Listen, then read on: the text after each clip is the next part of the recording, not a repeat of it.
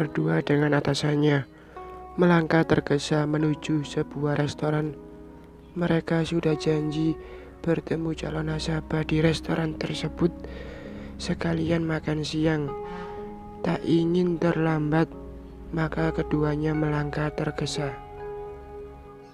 Tapi langkahnya terhenti demi melihat Raisa dan putranya Saka duduk bertiga dengan seorang pria di sebuah restoran. Jelas terlihat dari luar, si pria itu tengah mengusap pipi Saka, sedang Raisa menyuapi Saka makan. Terlihat akrab sekali. Langsung darahnya mendidih. Tak rela ia melihat istri dan anaknya bersama pria itu. Apalagi pria itu terlihat begitu memperhatikan Saka. Padahal sampai saat ini Saka masih belum mau disentuh oleh Damar yang adalah ayah kandungnya sendiri. Mereka terlihat seperti keluarga harmonis. Saka itu anakku, geramnya dalam hati, tanpa bisa berbuat banyak selain memaki dalam hatinya, sebab saat itu ia sedang bersama bosnya. Sepanjang menghadapi calon nasabahnya saat mereka makan siang, Damar mati-matian menahan emosinya. Setelah melihat istri dan anaknya duduk makan bertiga di restoran bersama lelaki lain, ia tidak ingin calon nasabahnya, kakaknya itu mundur dan beralih ke bank lain. Bisa turun reputasinya kalau tidak mampu meyakinkan si pengusaha kakap tersebut. Setelah selesai semua urusan pekerjaannya itu, ia lega karena si pengusaha setuju memakai bank tempat Damar bekerja sebagai mitra bisnisnya. Pulang ke rumah sore itu, emosi Damar kembali naik, sebab begitu mobilnya mau masuk pekarangan, pas bertepatan dengan mobil Malik yang mau keluar. Dia lagi. Siapa sih laki-laki itu? Kalau urusan bisnis, mengapa harus membawa Saka pula? Apa dia pikir akan segera menggantikan Damar sebagai ayah Saka? Enak saja. Rasanya ingin Damar menabrak mobil Malik yang bergerak pelan saat keluar dari pekarangan rumah Damar. Tapi ia tidak mau mobilnya ikut banyok karena mahal ongkos perbaikinya. Damar tidak punya uang untuk itu. Malam sudah larut. Sepertinya semua penghuni rumah itu sudah tertidur pulas di kamar masing-masing. Raisa baru saja menyelesaikan beberapa pola baju. Kebiasaannya sebelum tidur, ia akan menyikat gigi, membersihkan wajahnya, berwudu, dan mengganti baju dengan piyama tidurnya. Keluar dari kamar mandi, ia hanya mengenakan handuk sebatas dada. Rambutnya dia biarkan terurai sampai di punggungnya. Terasa tenggorokannya kering karena haus. Merasa tak ada lagi orang yang masih bangun. Dengan masih mengenakan handuk, Raisa melangkah ke ruang makan, mau mengambil minum. Tapi sebelumnya, ia sempatkan melihat putranya yang sudah tidur pulas. Malam itu, Saka tidur sendirian karena Om Rasafnya sedang pulang ke rumah nenek di Depok. Setelah memastikan Saka tidur dengan nyaman, Raisa menutup pintu kamar putranya itu. Ia terus ke ruang makan tempat dispenser berada. Saat ia tengah mengisi gelasnya, tiba-tiba sepasang tangan memeluknya dari belakang.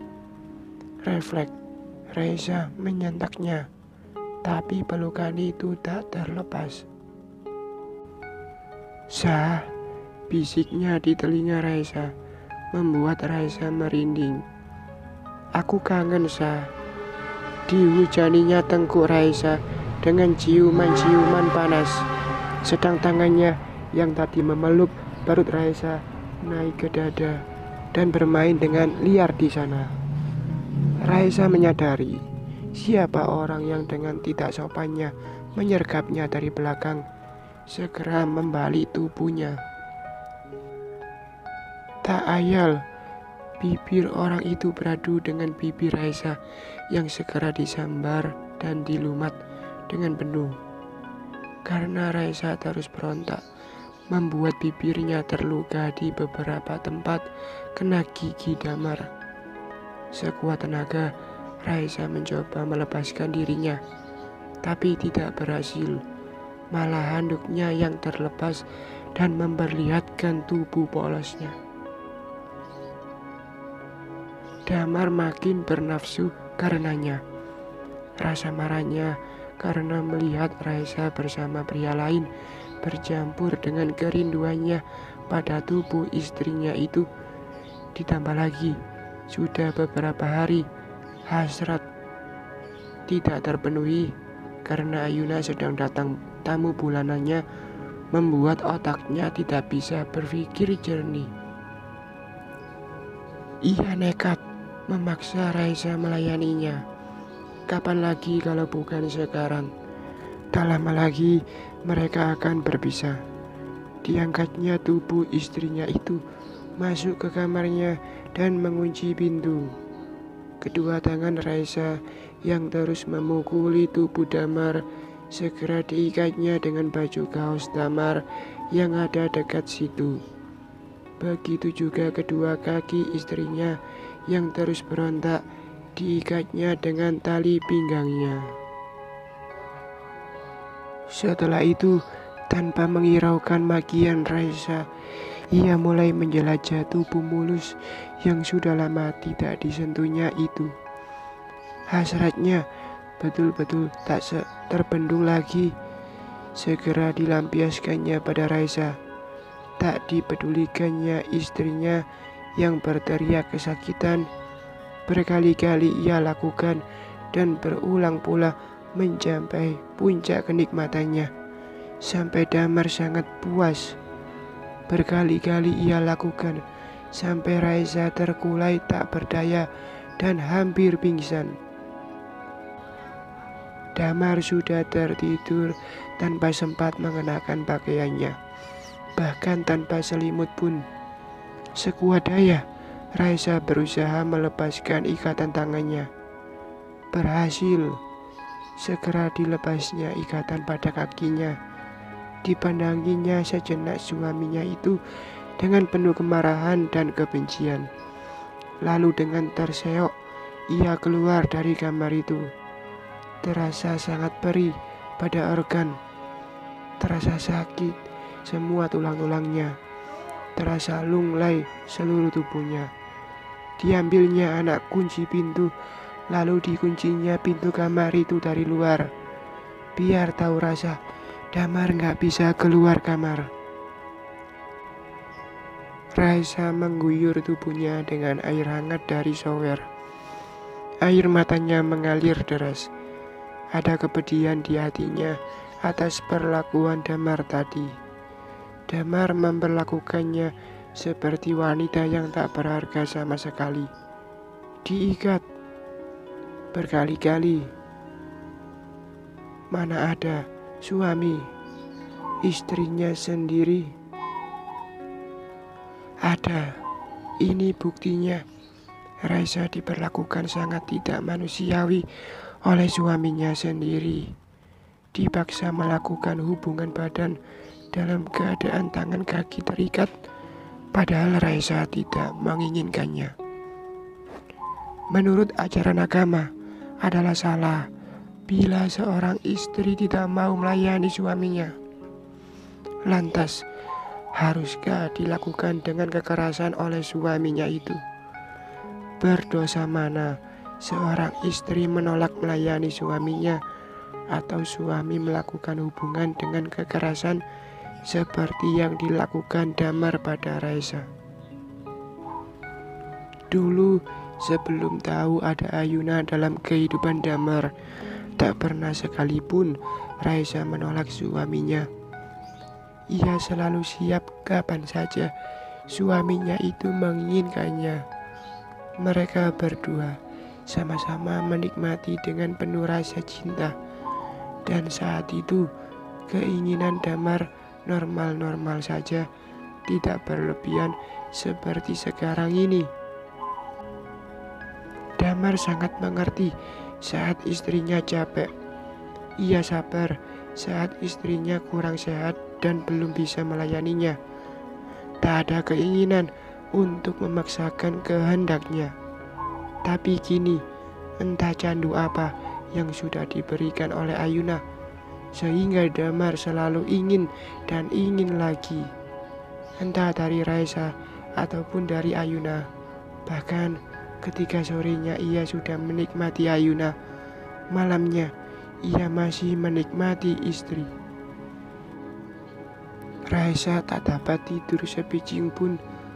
Setelah mengeringkan tubuhnya dan mengenakan pakaian tidurnya, ia merebahkan dirinya di tempat tidurnya sambil menutupi dirinya dengan selimut.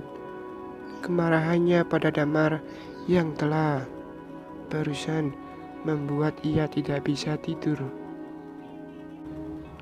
Padahal besok ia sudah ada rencana pergi ke Sukabumi bersama Malik dan Tian untuk mengukur semua orang yang akan dijahit bajunya untuk acara pernikahan Tian nanti.